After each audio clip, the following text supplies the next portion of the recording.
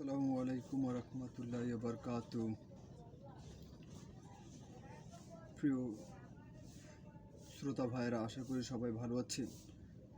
আজকে আপনাদের মাঝে আমি এমন একটা গুরুত্বপূর্ণ হাদিস শেয়ার করব, যে হাদিস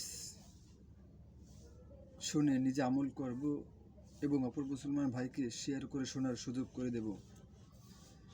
এই হাদিসটি খুবই গুরুত্বপূর্ণ একটি হাদিস। সহিহ বুখারীর 36 নম্বর হাদিস। হযরত মুহাম্মদ সাল্লাল্লাহু আলাইহি ওয়াসাল্লাম ইরশাদ করেন, মাহে রমজানের রাতে যে ধর্মীয় বিশ্বাস ও আল্লাহর সন্তুষ্ট উদ্দেশ্যে নামাজ এবং অন্যান্য ইবাদত আদায় করবে, আল্লাহ তাআলা তার সমস্ত জিন্দেগির সগীরা গুনাহ মাফ করে দেবেন।